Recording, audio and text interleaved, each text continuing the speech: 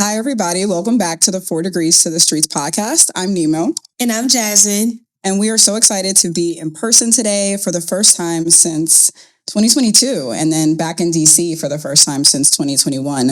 And if you listen to those dates, you can tell we've been rocking for a long time. And so we're happy to be moving and grooving with season 4. Today we are at Agway Studios, based in Upper Marlboro, Maryland. You can check them out on Instagram and TikTok. And the beautiful content that you see today is provided by Call the Shots Images, based in Hyattsville, Maryland as well. So we love PG County, I guess. We do, because we recorded in Hyattsville last time too. So we were in LA in 2022. That was for season 3. We talked about the future of work. And so I'm excited to be here with you in DC to talk about the economic impact of Beyoncé. But before we get into that, I think we have to acknowledge the Better Planners podcast that's sponsored by the Oregon American Planning Association. They did an episode called The Taylor Swift Effect of Transit. And they talked about the impact of Taylor Swift and a bunch of different transit agencies for her world tour that was in the U.S. And now, did you see Beyonce this summer?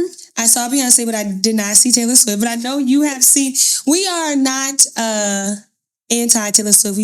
I'm just a Beyonce. But Nimo has been to a Taylor Swift concert. I have been to a Taylor Swift concert, but I was not at the Renaissance World Tour this summer due to prior life obligations. I went in L.A.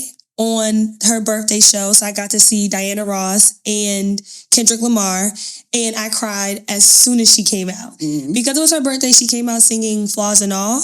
And it's just a good song. Like, I'm a train wreck in the morning.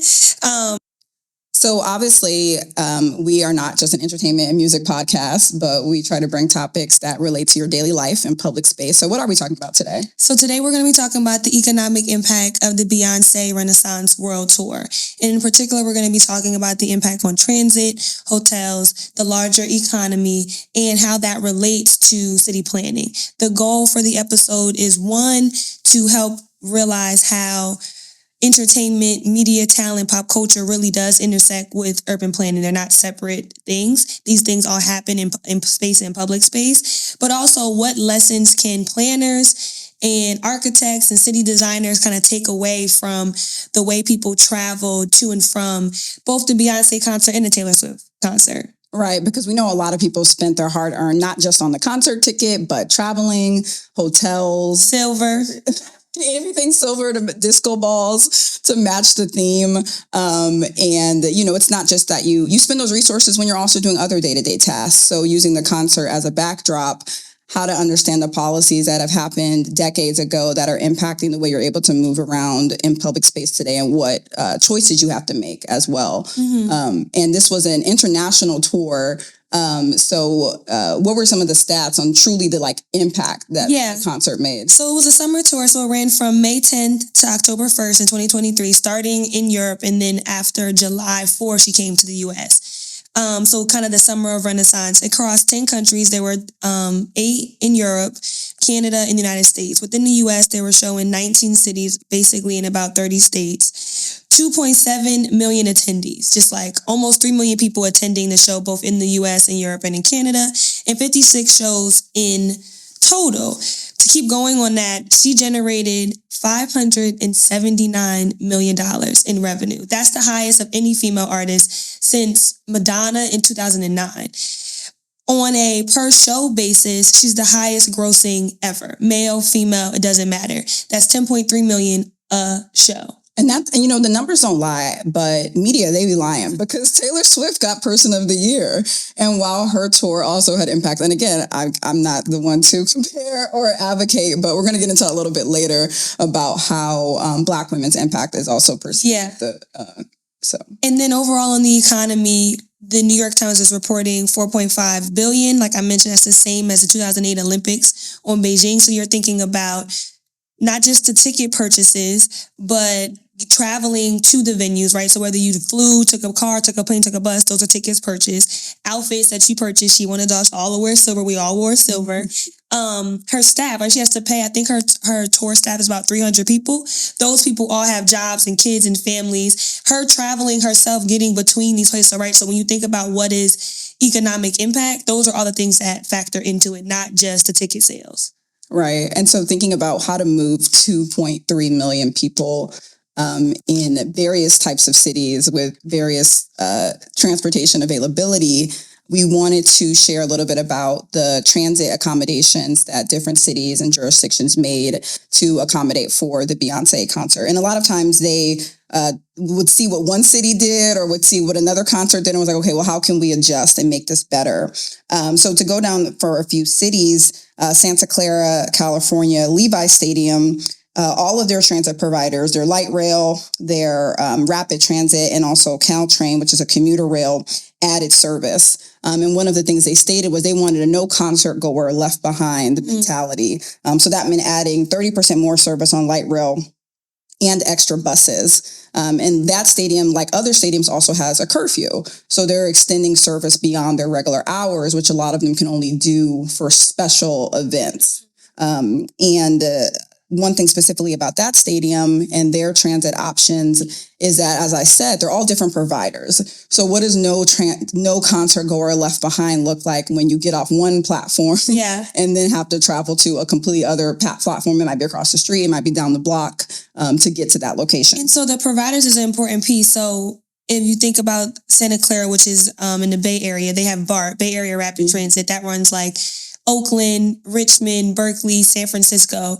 Then they have Santa Clara Valley Transit, which is a whole separate route. You need a different ticket, a different form of payment, different platform. One's above ground, one's underground, just like all different. So, and I'm just going to try to teleport at that point, or like, I don't know, wait for, you might just consider other options when you have to do that, when it's not all simultaneous. Next up, we have FedEx Field, which is just around the corner.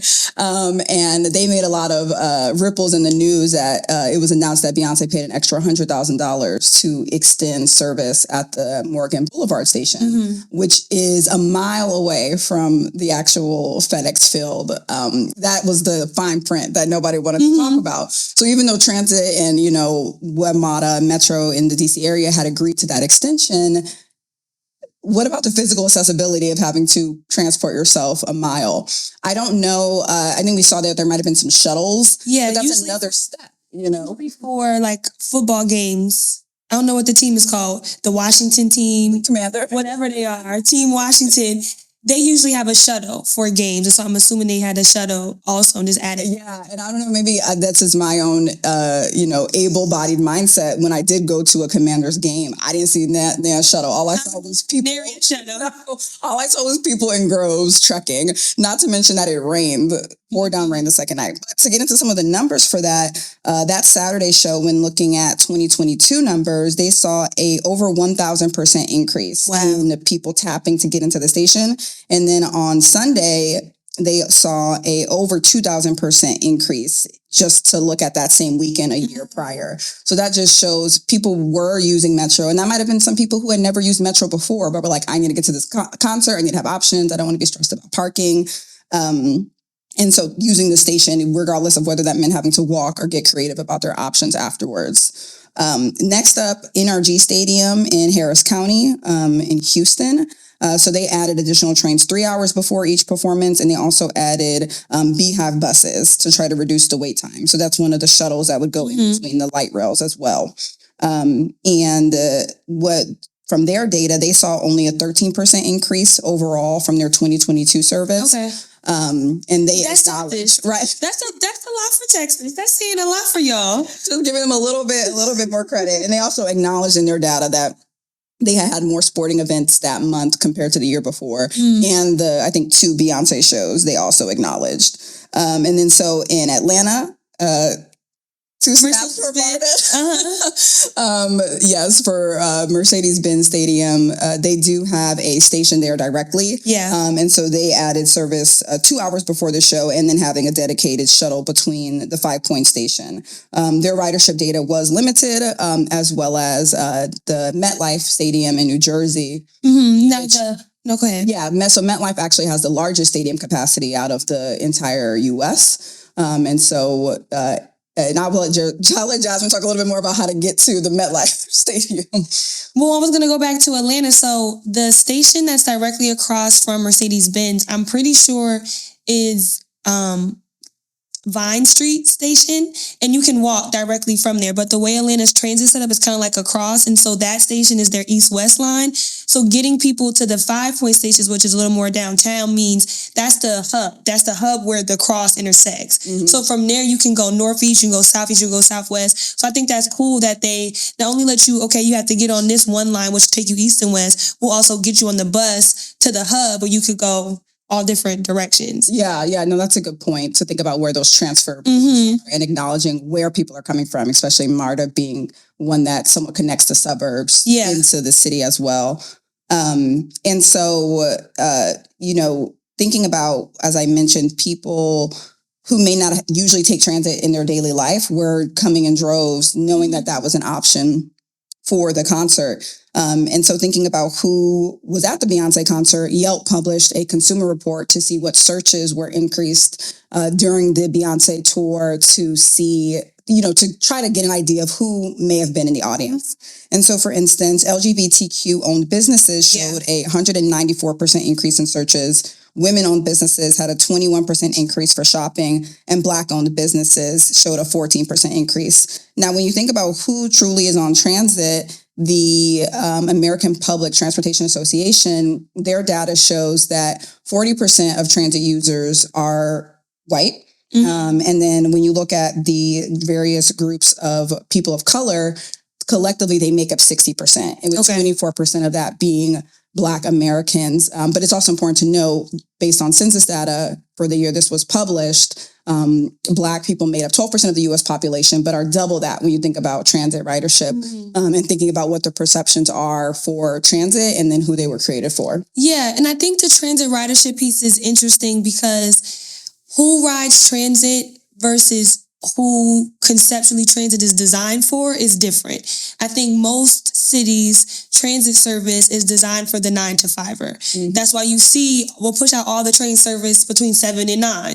And then in the middle of the day, it's kind of like a dip-in service. And then it'll be a fast pace again at 5, 6, and 7. And then at 8 o'clock, there's not that much service. And so, but how does that relate to who's actually on the train? Like, is this really servicing the people who need to ride it? And I think the demographics of Beyoncé concert goers as opposed to the everyday rider was unique. And then I think another element of it is, the Renaissance show and the album was really about trans, LGBTQ, women's rights. Like, it had a lot of that energy. That house music vibe is like something that's very common and like voguing and all of that stuff. But those riders, right, women, trans men, trans women, and members of the LGBTQ community have a lot of safety concerns when riding transit. It's very well documented. FHWA, which is the Federal Highway Administration, which is like over FTA and all the different other transit providers.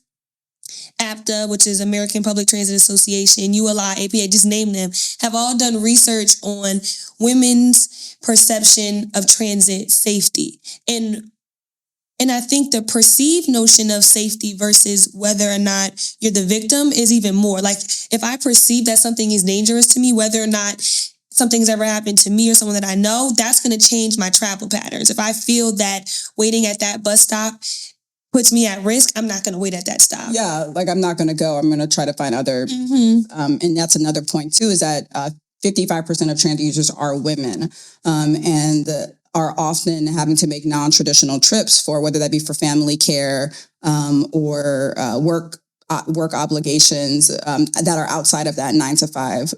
So that's definitely a good point in terms of, okay, this is being presented as an option even for the concert, but when it's ending at midnight, 11 p.m., it's dangerous. How are they actually going to get there? And so some of the design features that thinking about, okay, how can city planners and transit planners better design their networks for women, for members of the just vulnerable populations in general? Lighting. It's amazing what a good street light will do. Like, if I can see out, that'll make me feel a lot safer than if the light is just right here at the bus stop and I can't really see my back, my side, my left, my right. The location of bus stops, trying to locate them in more activated areas, not just like in the back corner of the street. That might not be the best place for one. Reliable wait time information. If I pull up to the station and I have no idea where, if it just left, if it's coming in an hour, if it's going to be here 15 minutes, that makes a difference. And then working with fewer advertisements. So, you'll see a bus and the whole thing will be covered with ads. Like, I can't really see out the window. I can't perceive if I'm missing my stop or anything like that. And then having staff at the stops. And I think this is a part where I think transit agencies, like I'm in Jersey, I'm in New York often, they love putting in an officer. Well, as a Black person, that doesn't make me feel safer. Like, if it's a staff member, an MTA staff member, that makes me feel good. But I don't think we need a higher police presence. I don't think that makes most people of color any more comfortable. Yeah, I will walk further to go to a station manager in their little covered part to ask a question. Yeah. And the man who's holding the gun on his hip. And they don't be knowing. Yeah. No, they got off on their duty. I think another point to think about, even with technology, a lot of the things you mentioned have been able to come along to make technology easier. We can see the bus moving on our phones. We can, like you said, look up at the wait times. Another thing with technology is to keep our ride sharing. And there's a lot of informal transportation ride sharing that is happening. One specifically for the Beyoncé concert was called Rally.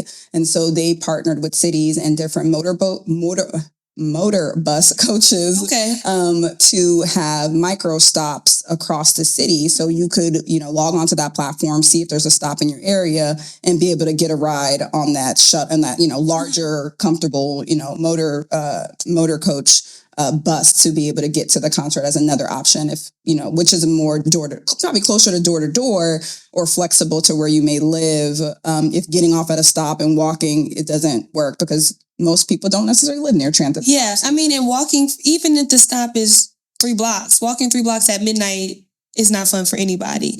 You talked about MetLife Stadium, which is near and dear to my heart, and that makes me think about NFL stadiums and their geographic location, whether they're in city, kind of urban core areas, or if they're in more suburban areas like FedEx Field. And I think that also plays a role in like how accessible the station is. Right. Because if the stadium is out there, right? Levi Stadium moved from San Francisco down to Santa Clara. FedEx Field was at RFK before. So that was like urban core. Like there's a bunch of stops over there. They moved all the way to Maryland. MetLife is in the wetlands of New Jersey, just there. The Meadowlands? But the actual wetlands. Yeah, like the Meadowlands are actually wetlands. Like if you drive through there, it's low and flat and wet and damp. Like it's really just a cheap land to put stadiums. Wow. And so when you think about transit and stadium location, I wanted to just explore like what are the most transit accessible stadiums, because it does play a role in, even if it's just a football game, right? Those stadiums hold 10,000, 20,000, 30,000 people. What is the only good way to move all them people is on a train? Like, you really want us to bring 50,000 cars through here? They're like, yes, that's why we created the roads for you to drive on in your car. Yeah. And then, at FedEx Field in particular, it's like a sea of parking outside of it. But Lumen Field in Seattle, which I know you're from the Seattle area, but you had said you've never been. No, I left when I was coming out of college. And then M&T Bank Stadium in Baltimore are the only 2 stations with 100% transit score. So Walk Score by Redfin, which we've talked about before on the show, has a walk score rating, a transit score rating, and a bikeability rating. And so we just plugged in the addresses of these different football stadiums to see what their scores were. So Seattle and Baltimore are 100. That means the station is accessible to the stadium. Mercedes-Benz in Atlanta had like an 81. I think that's because you'll take a pedestrian bridge like over a 6-lane highway to get to the station. But that's there alone. That's like Atlanta. And then Chicago Soldier Field, where the Bears play, was an 80 score. Now, some were real bad. Poor Cleveland, 24% transit score. Miami, they ain't even tried, 39. Indianapolis, 55. And then SoFi, which is where I saw the concert, was only at 54. Now, SoFi Stadium has both SoFi, the YouTube Theater, the Forum, and then they're building the Clippers Arena. So you're about to have 5 event venues clustered. And I can't take the train to nary of one of them. It's just a lack. It's just a lack of options. But I think that does play a role in like which concerts had a lot of ridership to the station. Yeah, and transit, I think it's also important to know that transit is usually seen as the most affordable option. And so, as we mentioned, people traveled far, they flew, they booked hotels. And so transportation is one of those things that they wanted to be the last thing that they had to consider or think about as another additional expense. But aside from those, what do we see in the financial resources that people spent? How did that end up showing up for the city's revenue in the concert? So, I mean, it's important to realize the concert was not a cheap, like you couldn't just pull up $100, $150 and get you a good seat. You needed to spend some money. Google says the average price was $550. Okay. I don't believe Google. My ticket was about $400 and I didn't have a great seat. So I know if you were sitting even closer, it was substantially more than that. But that plays a role into hotels. I think in a lot of instances, it was cheaper for people to fly from a major city like LA or New York to New Orleans or Chicago or Charlotte to see the concert because the price of a ticket, a flight, and getting to the hotel was cheaper than just buying your ticket in LA. I think that's something that really came into play. And so CoStar and STR, which is CoStar's like hospitality arm, they looked at the impact of Beyoncé on hotels. And so New Orleans, like I mentioned, and Charlotte were the two U.S. cities where their RevPAR increased greater than 50% on the night of a show. On average in the U.S. markets, the hotels had a 5% RevPAR increase. And so your next question should be, what the heck is RevPAR? I didn't know what it was either. So it's revenue per available room. It's a metric used in the hospitality industry to measure a hotel's performance. It basically takes the total room revenue and divides it by the number of rooms available. And so as your RevPAR increases, it means that the revenue that you're receiving for each room increases. There's a premium for all of these rooms. And so if you compare RevPAR for the night of the Beyoncé show, say August 1st, compared to August 1st of last year, or maybe August 31st of this year, you can see how much her impact had on your room prices. And so in Charlotte, the increase was $49 a room. In New Orleans, it was $41 a room. And there was an even bigger impact in Europe, right? So she did fewer shows in Europe. And she did, I think it was 8 different countries. Yeah, and I feel like a lot of people in the States had justified going over to Europe to see the concert because they're like, well, everything ended up being cheaper than trying to see it in a major city. So I think that explains why they saw a bigger jump in hotels, especially, again, the concert itself not being cheap. It's attracting people who have a certain means and lifestyle to where that could be an option. Payment excursion, right? Like the same way that you might travel to New Orleans for Essence Fest or you might travel for the Super Bowl. It became one of those things where I'll buy a plane ticket. I'll make a trip out of it. Oh, my sister lives in Charlotte. I'll go see my family for the weekend and go to the concert. Like it became a retreat in a way. And so that's why I think you see that impact in the U.S. in those smaller markets because the tickets were cheaper and it made sense financially to fly to those shows. Yeah. And when thinking about the economic impact, as we were saying earlier, this is a Black woman who is taking people out of their homes, away from their jobs, away from their family to create this experience. And then, being able to see the impact that it's having on cities. And there was a quote, and it was for Taylor Swift, but I think it's also relevant for Beyoncé too. But they said, congrats Taylor Swift on being named Times Person of the Year, in part for getting people back on public transit in cities where she performed and helping to boost the U.S. economy by generating more than $5 billion in local economic activity across the country.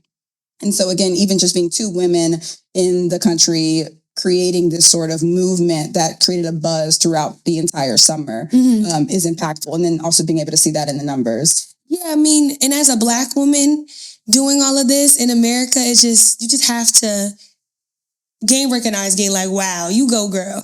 I think though, and you didn't see the movie yet, the Renaissance movie. Okay, so in the movie, there's a scene, so just like a lot of behind the scenes. In the movie, there's a scene where she's talking to some videographer on her staff or something and trying to get the lighting and something right for her show. And they're like, oh, we can't get that camera. Like, we don't have access that camera doesn't exist, for example. And so she's like, okay, well, she goes and looks it up. And she's like, actually, like, the camera's right here. Like, it does exist. And it's like, even when she's generating all of this money to the economy, she's paying this man's salary for him to be on tour, people still lie and disrespect you and act like what you want, what you care about as a Black woman doesn't matter. And so I think that's an important piece for us to talk about here on this episode is like the economic impact of Black women in America. And so just some high level numbers. In 1980, 15% of Black women aged 24 to 34 had a 4-year college degree. In 2015, the number is up to 25%, so a quarter. And Black women are the highest percentage of Black people. So if you compare Black women and Black men, we have the highest in every degree level. Associates, got it. Bachelor's, got it. Master's, got it. PhD, got it. And then, this is the number that I thought was interesting. Black women-owned businesses make up 40% of all female entrepreneurs. Yeah. That's insane. Right? I don't know what the number of our population like in the US, but I know it's not 40% of the US population. Out of all female entrepreneurs. Yeah. Out of all female entrepreneurs, 40% are Black women. Now that comes with their challenges, right? Some of their businesses are smaller. They might not be a large CEO of a larger company. They might just be owning a daycare, a beauty supply store, a baby shop, but it's still a entrepreneurship. You're still in control of your own salary and all of that stuff. Yeah, and something we were talking about yesterday is, and we did an episode on this in season 2, Tracing the Dream, looking at the civil rights movement and what using Dr. Martin Luther King Jr.'s words and his vision as a comparison of what socioeconomic status Black people in the U.S. are currently at.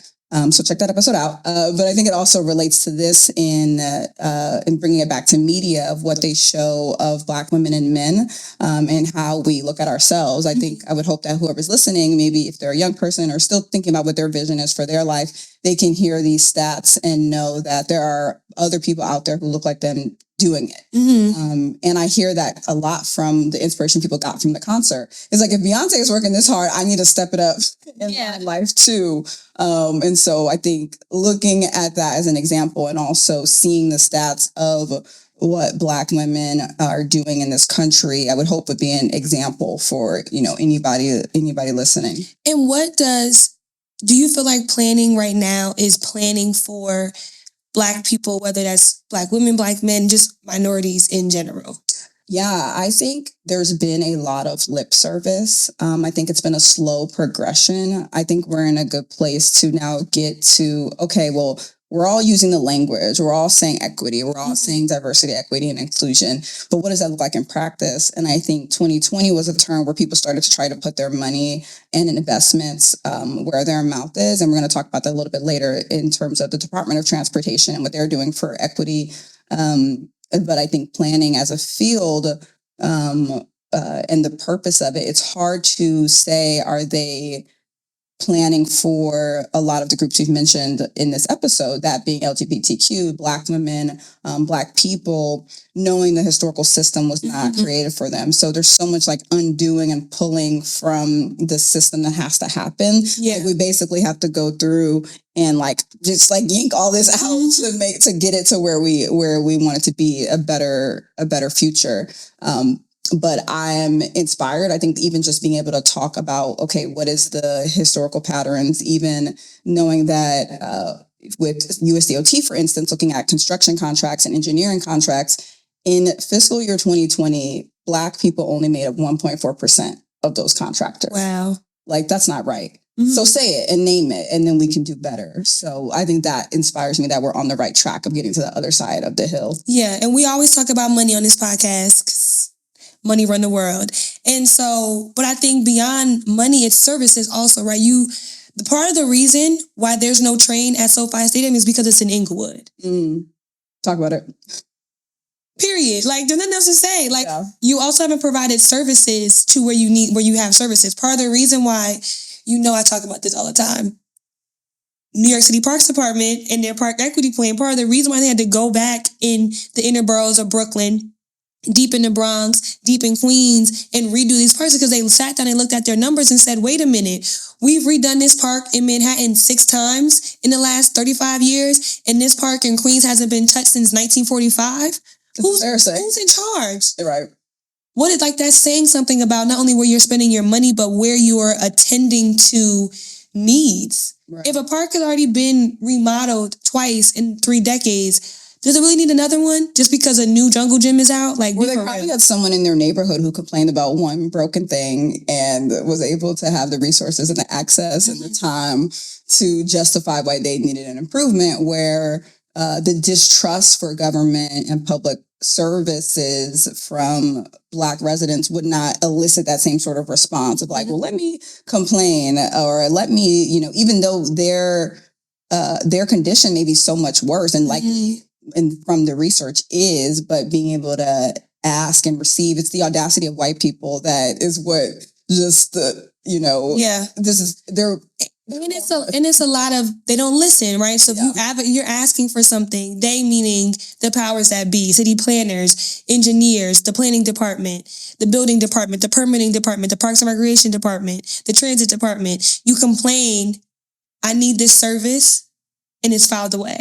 Yeah. And so how many times are you expecting someone to keep going and begging and asking you for something that's outside of your job description, right? Or the budget that's already allocated. So we talked about both of those things a lot in our episode. We talked about the budget, which is where the money reside episode. And then we've also talked about women's fear in transit in our gender episode. Yeah. And I think in both, our episode on how to make community engagement work for you and inclusive transportation, we talk a lot about, okay, you're seeing these issues in your community. What tools can you do to stand up? So if you're hearing this and wanting to get more information, because you're like, yeah, my park isn't attractive, or, oh, I can't sit there and it's dirty or it smells, like there are options that can work for you. And now, Jasmine, you were in Paris recently. Can you share a little French for us? Renaissance. Renaissance. I think we keep seeing the word and we keep misspelling it every time. I don't know. When did we use that word in common, like this? Never. Only to talk about the Harlem Renaissance in my world. Renaissance is a French word meaning rebirth. And so right now we're going to take this episode in a slightly different direction and think about the rebirth that's happening in urban planning and the rebirth that's happening in cities, right? So we've all been through the COVID-19 pandemic, and 2023 kind of felt like the first full non-COVID year. Even though some people might have got COVID, it really felt like the first year. People who got COVID again. It really did feel like the first year. Busy. It felt like everyone was trying to catch up to what we lost. That was lost. And I'm like, in this economy, we probably said that on multiple episodes. Yeah, it's like a double whammy. Yeah. So what are some of the areas in the built environment that are having a rebirth, right? What are some ways that we're now reevaluating our cities? Now, we've been inside for a year, 18 months, depending on where you live, 2 weeks.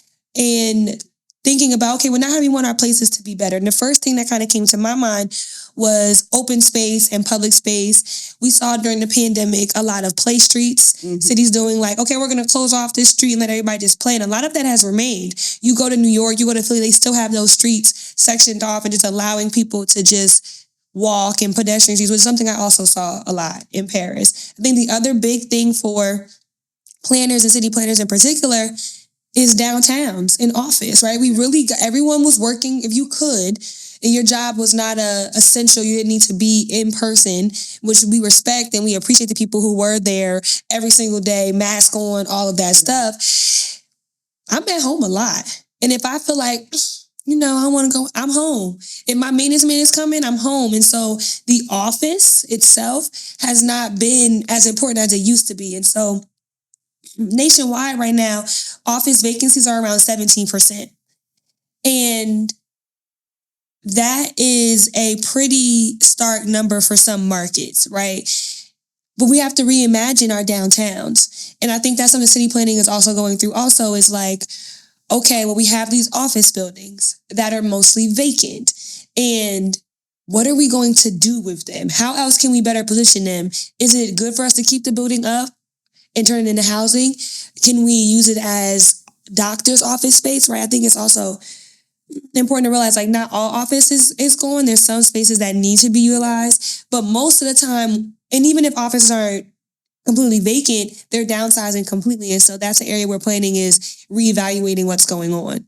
Yeah, and I think that even with office spaces, my thoughts are always like, y'all didn't see this coming. Like, it took a global pandemic to have to try to start getting creative. And I think now it's getting past a lot of the bureaucracy and the politics to reimagine a lot of those downtown spaces. And we spent a lot of time in this episode talking about transit as well, and thinking about what the future of transit looks like, because those people who were going to the offices on their commuter rails systems, the ridership is down, and these systems cannot pay for themselves. There is maintenance, there is the actual structures of the buses and the trains that they haven't been able to recoup in ridership and fares alone.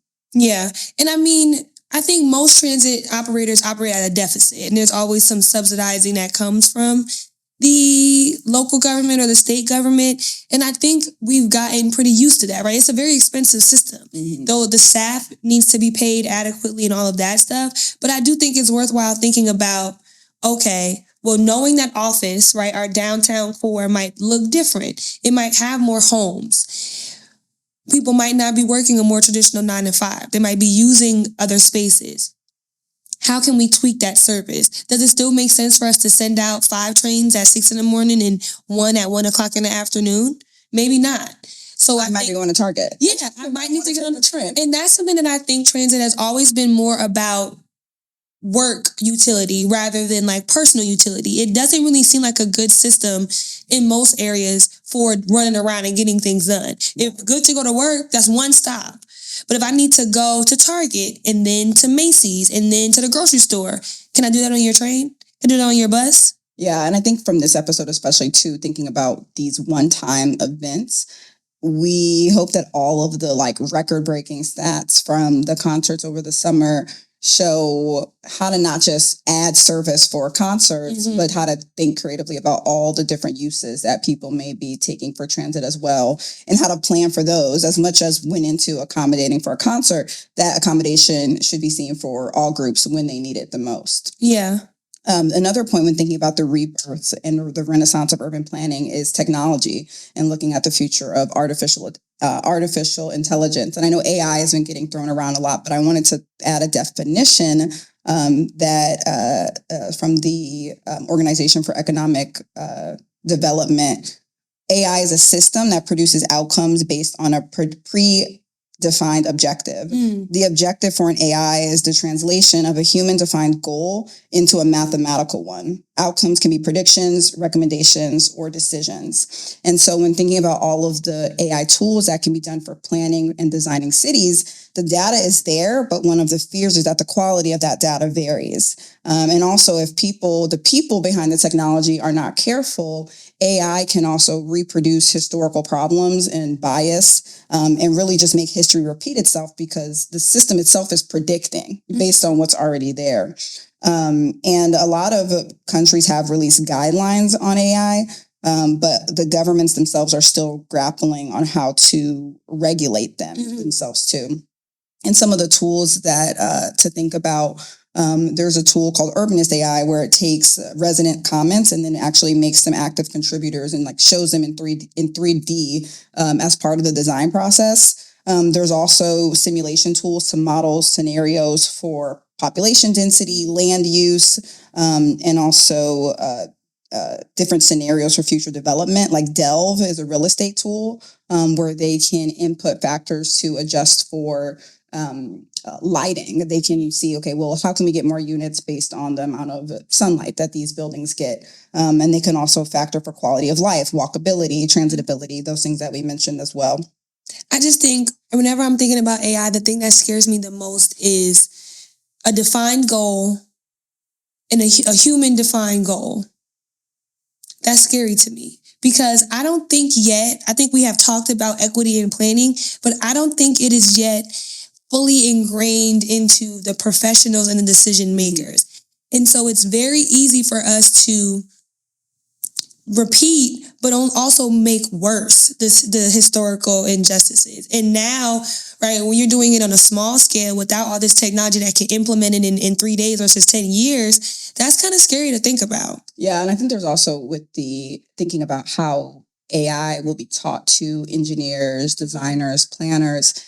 There shouldn't be an assumption that simply because it was computer generated that it is right or that it is the correct form to use. And then just to close out on the rebirth on that equity point, the U.S. Department of Transportation published their equity action plan last year, and there are 4 key actions. One was wealth creation, power of community, interventions, and expanding access. And so for wealth creation, being able to provide technical assistance to small and disadvantaged owned businesses to be able to flip that percentage about only 1.7 and 2.4% of contract dollars going to Black businesses. And then for community, being able to reemphasize the importance of Title VI, the Civil Rights Act, and actually reviewing a project for equity considerations before the funding is even out the door. Yeah. Whereas now it seems they're doing that on the back end after the project's already in place and things went up. Yeah. It's like, wow. Or after the contract has already been selected. Yeah. They're like, oh, let's see how this impacts these protected groups after the money is out.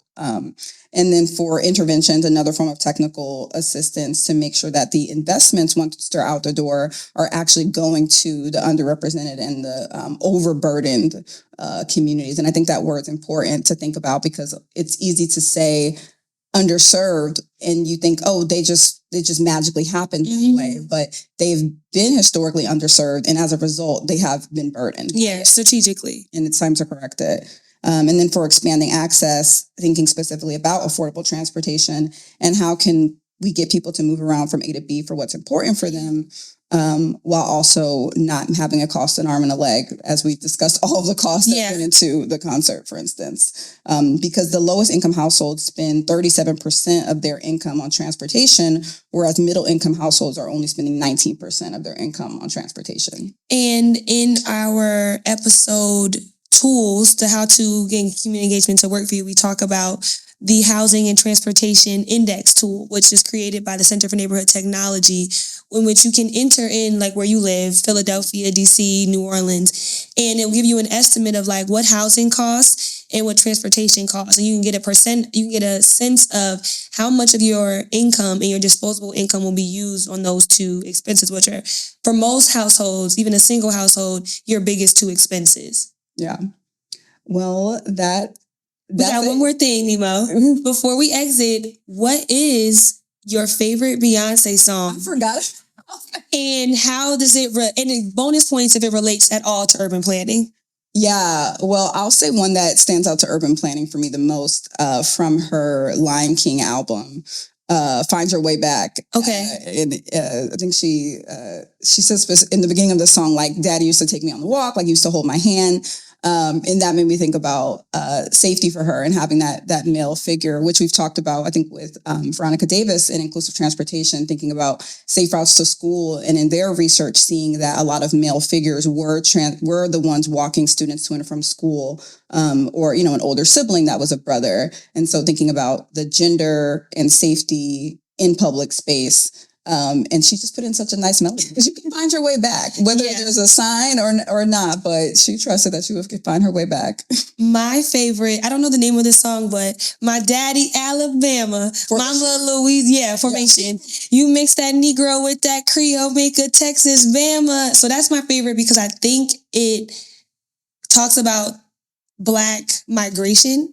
And I always think about the Great Migration of African Americans leaving southern states and moving to the north and to the west, and how we really transformed those cities. We really helped Chicago become a number 1 city, helped New York become a number 1 city, helped Oakland become a number 1 city at the time in the 50s and 60s. And so our impact on their economy, our impact on their growth and their development has been instrumental in a way that I don't think it really talked about. And I like when she talks about that all the time. Yeah, no, that's a good one. Formation. I was at Rutgers, and that's actually so it always stands a good point in my memory. Well, you can find us on social media at the4degrees pod, and we drop episodes every other Tuesday. So thank you all for joining us in person today. Peace out, y'all.